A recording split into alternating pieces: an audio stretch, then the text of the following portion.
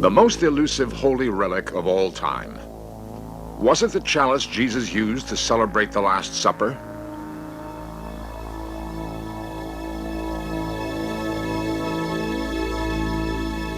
Was it a magic vessel found again in Arthurian times? From the Holy Land to pagan Britain to the New World, In Search Of has tracked this mystery. What was the Holy Grail?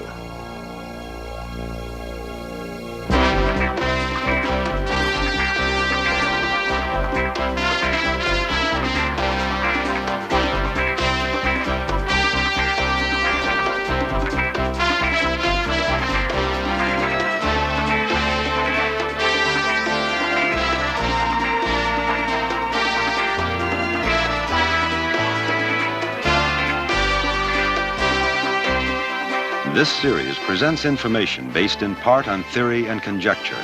The producer's purpose is to suggest some possible explanations, but not necessarily the only ones, to the mysteries we will examine.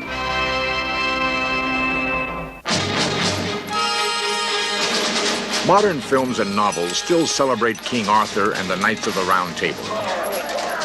Jousting, questing, bringing chivalry to medieval England. At the heart of the Arthur stories was a mystery, a strange, otherworldly quest for the long-lost Holy Grail.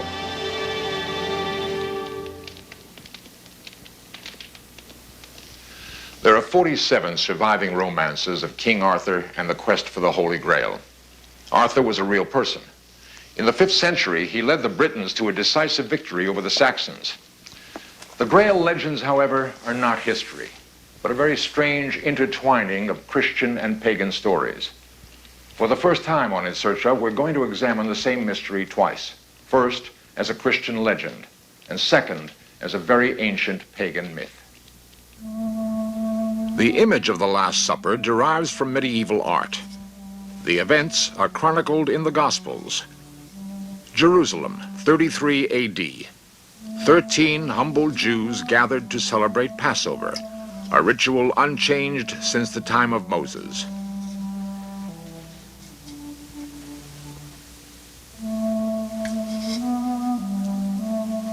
Their rabbi, Jesus, astounded the group with his blessing of the ritual wine. Drink. This is my blood, spilled for the redemption of sin. We will not drink again of this fruit of the vine until we all meet in heaven. A day later, Jesus was dying on the cross. According to legend, Joseph of Arimathea attended the crucifixion. He anointed with Christ's blood the same silver chalice, which thus became the Holy Grail. Joseph of Arimathea fled Roman persecution to England. Landing at St. Michael's Mount, he took the Holy Grail as a talisman to found the first Christian church in the British Isles. The story then took a curious turn. The Holy Grail was somehow lost. 500 years later, the legend continued with the birth of King Arthur. On the wind-swept rocky Cornish coast, beneath the ruins of the great castle of Tintagel, lies Merlin's cave. Around 500 AD, the old magician, deep in thought, left his grotto.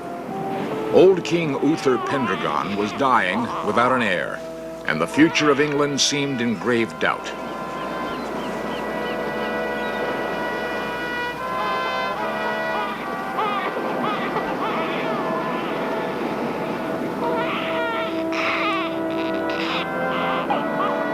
He found an abandoned baby and recognized that this was an auspicious moment. England needed a strong ruler and a common goal. Merlin proclaimed to the skies, "England, behold your king." So the story was told. The baby did grow up to unite all the warring feudal barons. Arthur's Order of the Round Table was the first stirring of democracy in medieval Europe. Late one night, near the end of Arthur's reign, a strange omen appeared deep in Castle Camelot.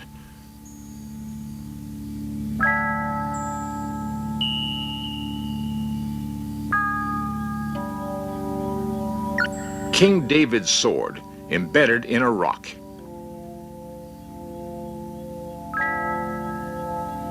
It was foretold that whosoever could pull the sword from the stone would find the lost Holy Grail.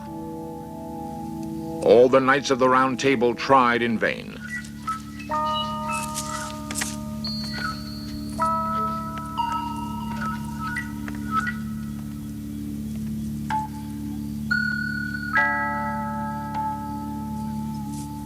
Even Lancelot, the strongest man in the world, had to admit that force alone was useless.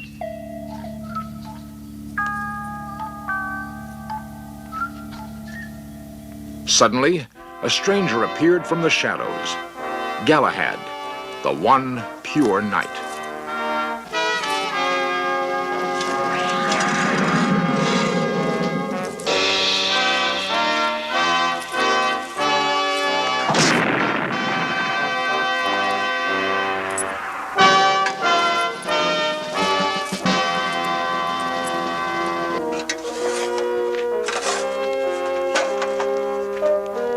All the knights wanted to follow Galahad in search of the Holy Grail.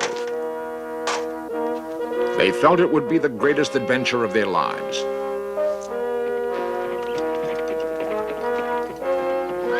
"12 knights and an army of attendants left Camelot.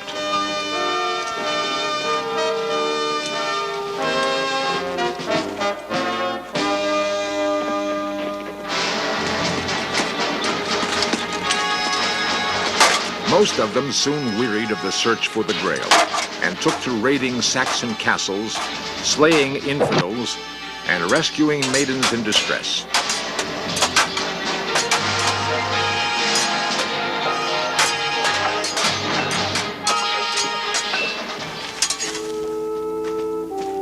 Too worldly to pursue the Grail, they were soon decimated by unlucky battles and spiritual impurity.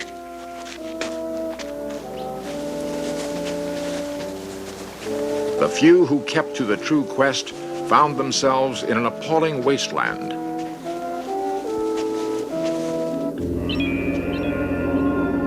Lost in a dark forest.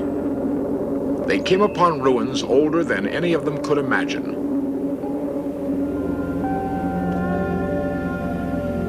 Their quest became a dark dream, like being lost in a maze.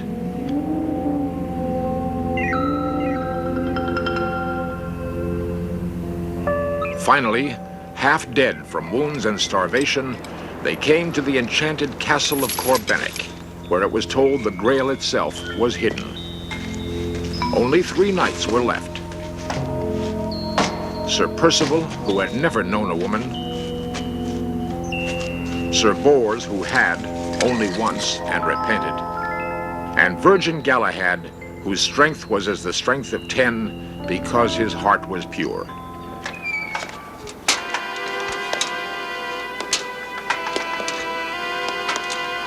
They found the castle guarded by the 3 deadly sins.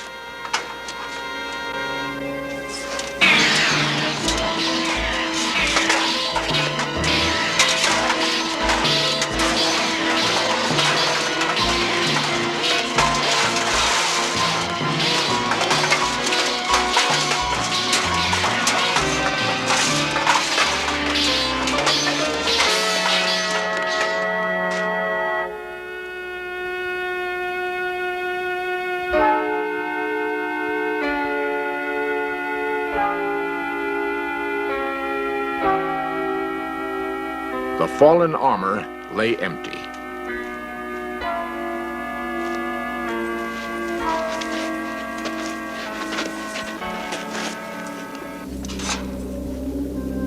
Inside the castle, they had to climb 7 levels. Like Robert Bruce and the Spider, 6 times they lost their way, until the 7th attempt to penetrate the ultimate mystery.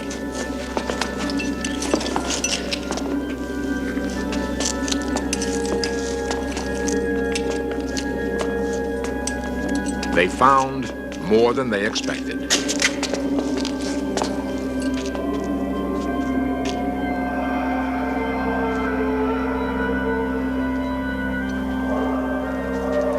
The Grail had been guarded for 500 years by the wounded Fisher King, preserved in a terrible state of agony until the proper magic question would be asked.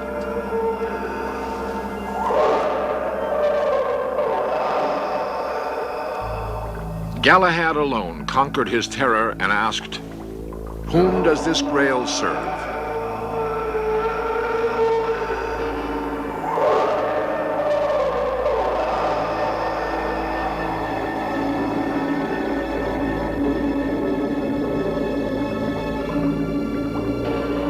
The Grail came forth with a light no man could tell, and changed shape in a fashion no man could fathom, and the wasteland was restored to fertility.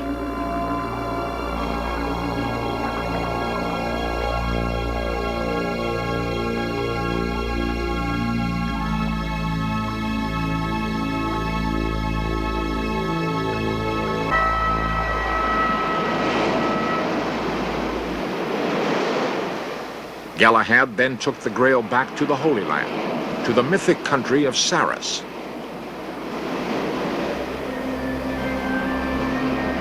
What was this Saras? It was not told. In Antioch, Syria, in 1910, an ancient silver chalice was unearthed beneath 1,000 years of rubble. Scholars traced the progress of the chalice through secret deals to Paris. It was then sold to the Cloisters Museum in New York, where it is now kept under top security. It was recently discovered that the outer cup of gold encloses a fragile inner cup of pure silver. This new evidence led several top historians to pose the question, is the inner chalice, the Holy Grail, found at last? The Antioch chalice, kept in the Cloisters Museum in New York, was for a time thought to be the Holy Grail. Religious historians speculated that the outer gold cage was a reliquary, fabricated to hold and protect the inner silver cup. The chalice is obviously very old and in a fragile state of preservation. The silver is as thin and as delicate as tissue paper. The authenticity of the chalice has been researched by the curator of the Metropolitan Museum, Margaret Fraser. The great impression that this cup made inspired, and the dating of it in the 1st century, shortly after the death of Christ, conjured up the idea that this was the cup from which Christ drank at the Last Supper. More recently, we have looked at the cup with the eye to the style of the figures, to the way the grapevine is ordered on the cup, and found that there's no way that you can put it in the 1st century. It simply doesn't have the same style as 1st century work. Much more, it responds to works from the 4th, even as late as the 6th century. And is it likely that Christ used a silver cup? It seems highly unlikely. He and his apostles espoused the simple life, the giving to the poor as opposed to the rich. And silver was a very valuable commodity. To make it into tableware was only the privilege of the rich. It's inconceivable to me that Christ had a silver cup. Rather, cups of normal materials that we use, glass, pottery, or wood. Most scholars now agree, not the Holy Grail. The Church has never officially recognized the Holy Grail as a relic. Many parts of the legends indicate the Grail was not a cup at all, but something much more mysterious. As a Christian legend, the Grail quest is very strangely convoluted. There is, however, a pre-Christian version of the story which takes us back 2,000 years before Christ, a version long lost in the mists of time, until a recent amazing breakthrough. Glastonbury, England has many links to the old stories. Joseph of Arimathea is said to have hidden the Grail at the bottom of Chalice Well, a natural spring of red-tinged waters. The awesome ruins of Glastonbury Abbey mark the spot where Joseph built the first Christian church in England. King Arthur was supposedly buried here. Many Christian cathedrals are constructed over the sites of ancient pagan temples. Similarly, many Christian legends are retellings of earlier pagan myths. Just as we can excavate under church foundations, is it possible to discover, hidden in the Christian stories, traces of an earlier religion? Jeffrey Ashe is the world's foremost Arthurian scholar. He's published 16 books on the quest of the Holy Grail. It's usually thought of as the cup or chalice used by Christ at the Last Supper. But if we go back to earlier versions, we find that it seems to be a sort of magical pagan cauldron of plenty, not a Christian thing at all. It doesn't appear alone. It appears with other things, with a lance that drips blood, with a sword, with a dish that sometimes has a severed head on it. These are called the Grail Hallows, and they all add to the mystery. Is it possible to rediscover the lost pagan story of the Grail? Near Glastonbury Abbey is a very strange mound, 500 feet high and 2,000 feet long. Glastonbury Tor. The most uncanny aspects of this famous landmark are the obviously man-made terraces cut deep into the sides, still visible after 4,000 years of erosion. Some years ago, an Irishman, Geoffrey Russell, put forward a rather interesting theory that these are the remains of a prehistoric maze which was cut in the hill for some ritual purpose thousands of years ago, and that people used to spiral up it by a long, complicated circuit going round 7 times, up and down and round and back. And he suggested that this was the origin of the whole idea of the quest of the Grail, that people came here to thread a maze to some sort of initiation, ritual, mystical experience when they finally got to the centre. I live by the Tor, but I had never really gone into it until a year or so ago. So I spent a very hot afternoon walking round and round the Tor, seeing whether Russell's maze worked, and I thought it did. And I went on trying all through that summer until I was pretty well satisfied that I had the whole pattern. Great satisfaction in finding that it did seem to work. There is one really heartbreaking bit where you very nearly get to the top, but you aren't allowed to go there. You have to go down and make another circuit, and down and make another circuit, and then you are finally allowed to go to the top.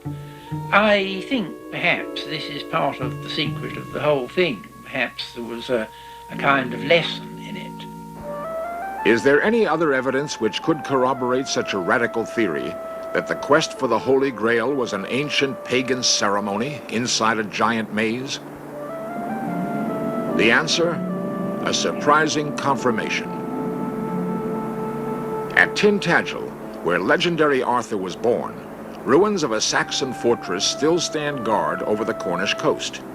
Pre-Roman ruins have been found beneath the foundations of the fortress. Ruins which date to the time of the ancient megalith builders in Britain, the time of Stonehenge.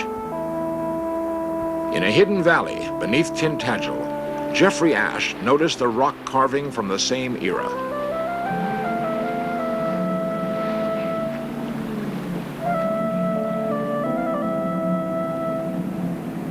As a double maze, this is the Mother Earth symbol of a long-forgotten religion. The same sevenfold spiral has been found in ancient Crete, Pompeii, and as far away as the Hopi Indian lands in America. No one had noticed any similarity between a small circular rock carving and a 2,000-foot-long hill until Ashe obtained aerial photographs of the Glastonbury Tor. At first, he couldn't believe his eyes. He checked and rechecked his diagrams, counting terraces, noting all the turns and convolutions. The Tintagel rock maze leads in, out, and in to the center. The Glastonbury Tor maze, although stretched to fit the original hill, leads up, down, and up to the center. The patterns are exactly the same. When Ash published his findings, a band of modern-day druids organized the first threading of the maze in 4,000 years. Strangely, they have been instinctively drawn to repeat again and again this ritual on the Tor. For the first time, we have an insight into an ancient pagan rite.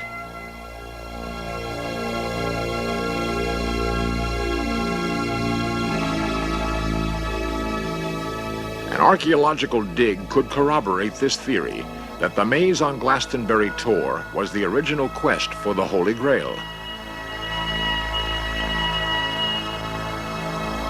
If so, the nature of the Grail itself, the prize at the center of the maze, is still open to speculation.